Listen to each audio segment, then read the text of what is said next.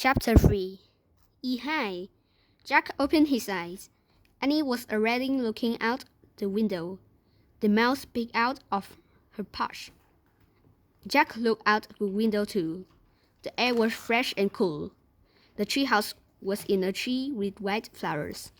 The tree was in a grove of trees on the side of a mountain. Nearby, a wide stream rushed downhill. Two ninjas were standing on rocks near the water. They were staring at the valley below. One ninja was tall. The other was short. They wore black pants and shirts. They had black scarves around their heads and shawls strapped to their backs. It was exactly like the picture in the book. Jack crouched below the window. "Be careful," he whispered. "Don't let them see you." "Why not?" Annie whispered back. "They might think we're some kind of enemy," said Jack quietly. Annie crouched beside him. Jack pushed his glasses into place. Now he was going to look at the ninja book. He picked up the book. He turned to the beginning. He read.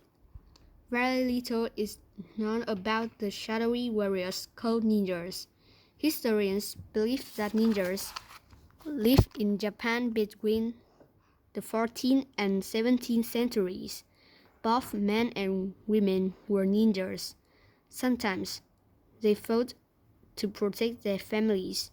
Sometimes warlords hired them to be spies. "Wow," whispered Jack. "We're in Japan.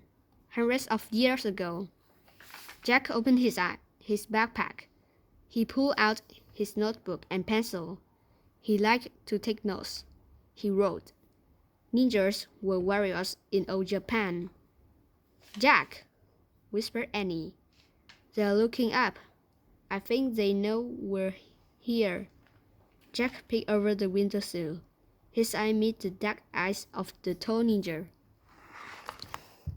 "Hi!" the ninja cried. He dashed toward the tree. The other ninja flowed. "Oh no," said Annie. "We've got to go," Jack said. "Where's the Pennsylvania book?" He and Annie looked around wildly. But where was the book about Pennsylvania? It had a picture of the Frog Railroad in it. Jack and Annie couldn't get home without it. "It's not anywhere," cried Annie. "We've got to do something. Fast," said Jack. "Pull up the ladder." He and Annie grabbed the top of the rope ladder. They pulled the ladder into the treehouse. But the tall ninja leaped in the tree trunk. Then he started climbing up the tree. The short ninja followed. They climbed just like cats. Jack and Annie huddled in a corner. The ninjas climbed into the treehouse. Neither one made a sound.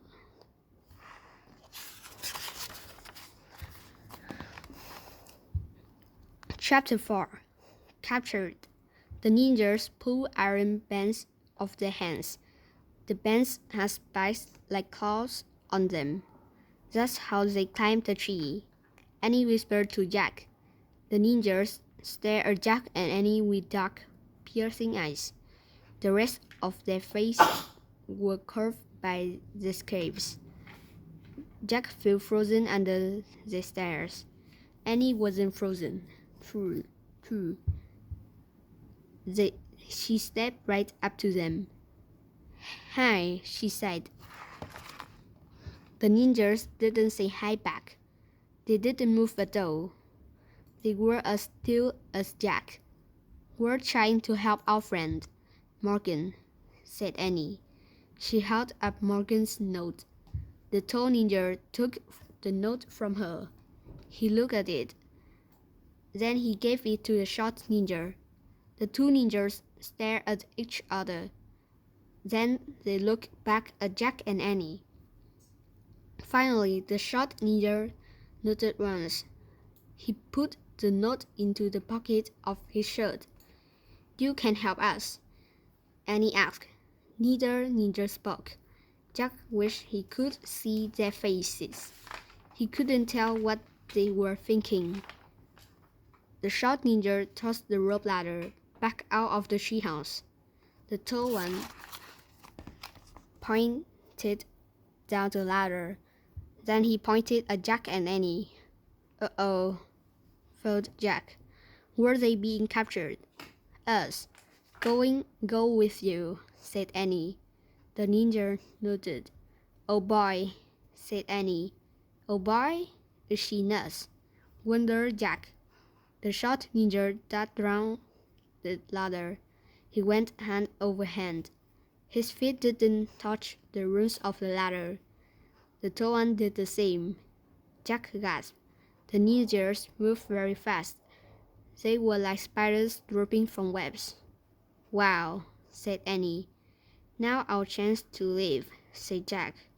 Quick! He looked around the treehouse again.